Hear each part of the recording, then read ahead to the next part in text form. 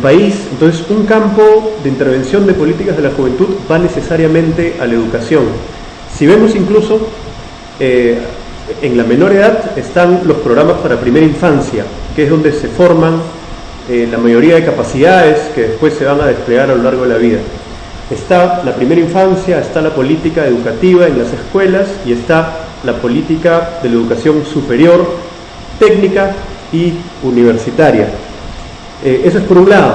El otro eje es el eje laboral, y aquí tenemos el programa Jóvenes a la Obra, que capacita a los jóvenes unos 3 meses en alguna especialización técnica, y hay convenios con empresas que los emplean, que le dan la posibilidad de hacer prácticas o trabajar unos meses y adquirir experiencia y después poder entrar al mercado laboral con una especialización y con experiencia laboral.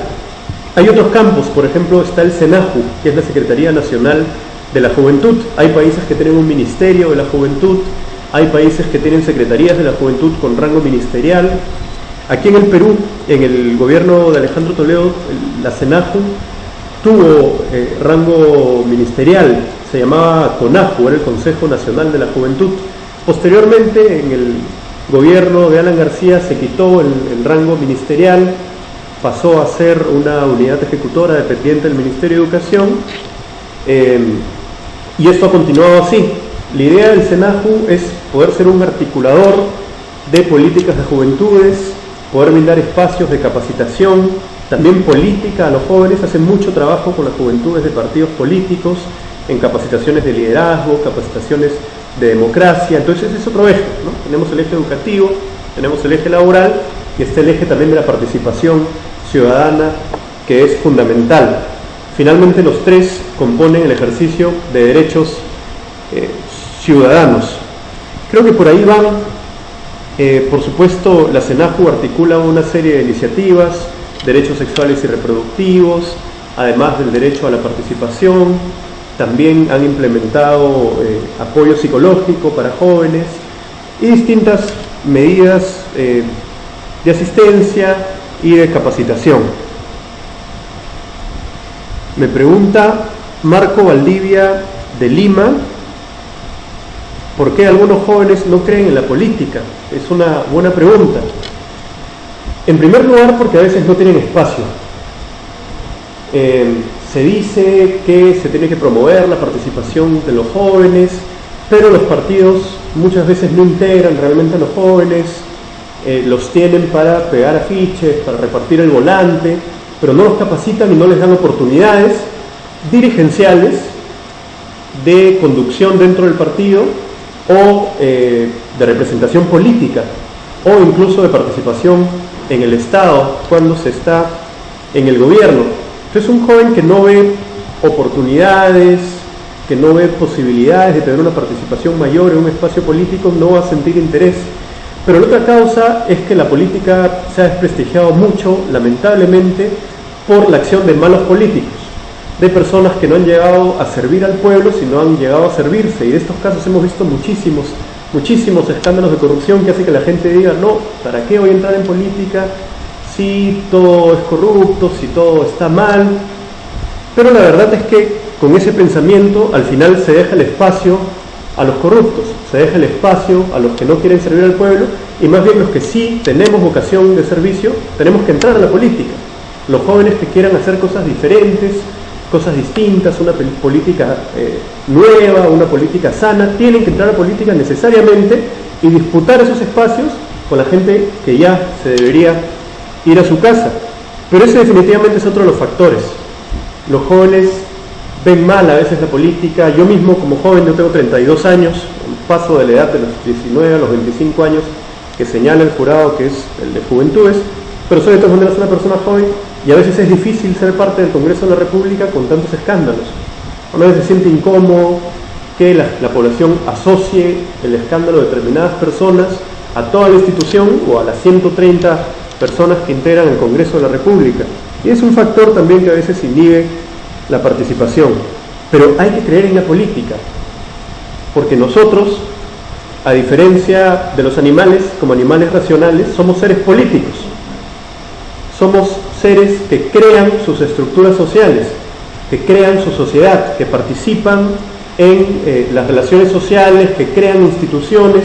Entonces somos políticos por naturaleza, pero no tenemos que estar solamente en el ámbito individual, sino empezar a entrar a espacios donde se construye el bien común. Eso al final es la política, el arte de gobernar buscando en la medida de lo posible consensos. Hay una serie de espacios que requieren de ideas renovadas, de ideas frescas, de personas activas, entusiastas, y para eso tienen que entrar los jóvenes en la política.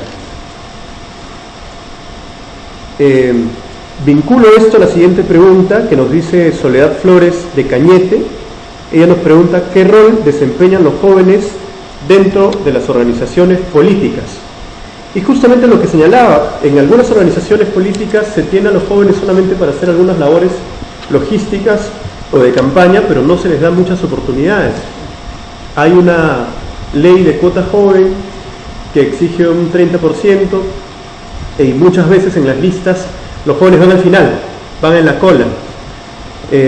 Nosotros en particular en Gana Perú tuvimos bastante participación de jóvenes, tuvimos varios número 1 en listas. Estaba Verónica Mendoza en el Cusco, que en ese momento tenía 30 años, Ana María Solórzano en Arequipa, que si no me equivoco tenía 34 o 35 años, con la misma edad Leonidas Guayama estuvo también en la lista de Piura, Jaime Valencia en Moquegua estuvo con el número 2, él también tiene 34 años. En mi caso, yo tenía 30 años cuando postulé, entré con el número 3 a la lista por Lima, de manera que sí se dio algunos espacios en algunos números con bastante posibilidad de elección, y lo mismo deberíamos hacer para el caso de las elecciones municipales y regionales. El problema es cuando esto no ocurre y a los jóvenes le dan los últimos lugares solamente para cumplir con la ley, cumplir con la cuota, y al final no sale ninguno elegido. Entonces eso también desmotiva a los jóvenes porque piensan que los están poniendo para cumplir por una cuestión de compromiso con la ley, pero no realmente para dar oportunidad a nuevas generaciones. Y las nuevas generaciones tenemos que ser actores del cambio, y lo venimos siendo, creo, en varios países de Latinoamérica. Por ejemplo, hay una Camila Vallejo en Chile que ha movilizado miles de estudiantes exigiendo una reforma universitaria, exigiendo gratuidad de la educación, y está haciendo la historia de Chile.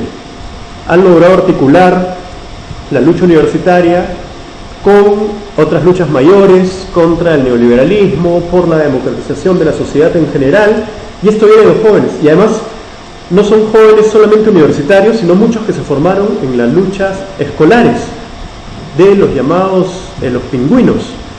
Entonces creo que los jóvenes empiezan a entrar nuevamente en la historia de los países. Es una satisfacción, además, como joven, ser parte de la historia de un país, de tu país, ¿no? De un país al que uno quiere tanto, que sueña tanto con que progrese, y tener la oportunidad de hacer cosas buenas por su país es una cosa invalorable, la verdad, y creo que eso debería motivar mucho a los jóvenes para participar. Tengo unos 5 minutos antes de pasar a un corte, así que voy a responder una pregunta más, la pregunta número 8. ¿En qué espacio de poder se encuentran los jóvenes? Bueno, está bastante vinculado. Creo que los jóvenes necesitan empoderarse en la sociedad civil, en la estructura del Estado, en los partidos políticos. No sé si ahora tenga una posición de poder el joven. Hay determinados espacios donde se hace una política muy interesante, como SENAJU, como ya señalaba. En el Congreso de la República, algunos jóvenes tenemos una participación también importante. En los partidos se empieza a ver de alguna manera la nueva generación actuando, pero me parece que falta todavía que se empodere, y se necesita que se empodere en la sociedad civil mediante organizaciones civiles, ONGs, distintos espacios de participación donde planteen sus demandas. hagan su diagnóstico, su evaluación de la sociedad, de la problemática de los jóvenes y planteen sus demandas, pero incluso que trasciendan la política propiamente juvenil. El joven no solamente tiene que hacer política dirigida específicamente a los jóvenes, el joven puede opinar sobre todos los temas. El joven puede opinar sobre educación, sobre trabajo, sobre salud, sobre reforma del Estado, y qué bonito sería que los jóvenes lideren esos debates y hagan propuestas innovadoras en esos campos que afectan no solo al joven, sino a toda la población. Continuamos con esta quinta teleconferencia sobre juventud y constitución. Continúo con las preguntas que han formulado, están todas muy interesantes. Me preguntan por qué es importante en la estructura de organizaciones la presencia de jóvenes. En primer lugar, porque cualquier sociedad, para seguir existiendo, necesita de reproducción social. Necesita que se reproduzcan las instituciones, que se reproduzcan determinadas prácticas, políticas, etc. Y para eso necesitan la participación necesariamente de las nuevas generaciones. Si no, no habría continuidad, no habría reproducción social y sería una sociedad que termine cayendo de una manera estática en la, digamos, no participación. Entonces es una primera razón por la cual se debe participar en las organizaciones. Pero otra razón fundamental es que los jóvenes no están tan absorbidos en la cotidianidad, en las costumbres, en, digamos, la inercia de la vida cotidiana, y entran a las organizaciones con ideas frescas, innovadoras, con mucha energía, con voluntad de cambio, y eso es lo que se necesita en todas las organizaciones, ese motor que aprenda de la experiencia de aquellos que tienen más años y que ponga en la práctica ideas nuevas, que le dé continuidad a lo bueno, pero identifique aquello que tiene que ser modificado y tiene un enorme tiempo por delante para modificarlo. Creo que por eso es sumamente importante, porque además el joven a veces no está contaminado con determinadas prácticas que han adquirido, por ejemplo, los políticos que tienen muchísimos años en la arena política y quieren hacer las cosas bien. Por eso es fundamental tener a jóvenes, como decía, no solamente en labores logísticas, en labores secundarias, sino teniendo espacios de participación, de decisión, que pueda asumir responsabilidades, que pueda dirigir organizaciones. Eso creo que es fundamental. ¿Cómo debería ser este acceso de los jóvenes a la política?, me pregunta Jesús Chávez de Lima. Bueno, hay varias maneras. Creo que los jóvenes pueden formar sus propias organizaciones. Hay en el país algunas experiencias interesantes. Está la experiencia de Coherencia, por ejemplo, que es un grupo de distintos jóvenes, de distintas tendencias, de distintas universidades, que se han agrupado y hacen una política muy activa. Los jóvenes pueden participar también en otros espacios, por ejemplo, con organismos no gubernamentales, haciendo proyectos de desarrollo, generando fondos para ayudar a las poblaciones necesitadas. Pueden participar haciendo voluntariado, por ejemplo, que es algo que crea una mística muy bonita, de compartir, de solidaridad, porque sobre todo en los últimos años de esta predominancia del individualismo, del libre mercado, hemos perdido bastante esa solidaridad entre clases sociales, ¿no? Nos hemos distanciado mucho y falta esos espacios de confluencia en los que nos identifiquemos con todos los peruanos, con el que está más cerca de nosotros por razones de clase, de espacio físico, hasta los que están más lejos por diferentes motivos. Falta esa solidaridad, esa participación que genera lazos de cohesión más sólidos entre los peruanos. Pero de estas formas de participación, quizás la más importante es la participación en estructuras partidarias, políticas, en partidos políticos. La democracia no puede funcionar sin partidos políticos, por más que muchos teóricos hayan hablado de la era de los movimientos sociales, de la era de la multitud que hace la historia.